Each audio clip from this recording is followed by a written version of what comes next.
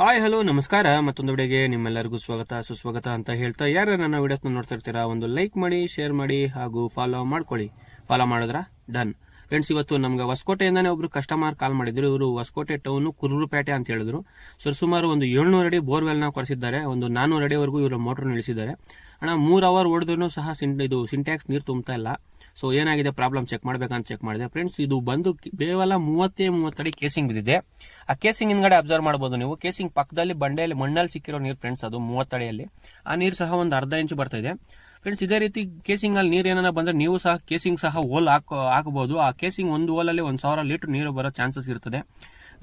Casing hole ಹಾಕ್ಸ್ಬೇಕಂತ ಯಾರನ್ನ ಇದ್ರೆ ಈ ತರ ಕೇಸಿಂಗ್ ಅಲ್ಲಿ ನೀರು ಬಂದ್ರೆ 100% ನೀರು ಬರುತ್ತೆ.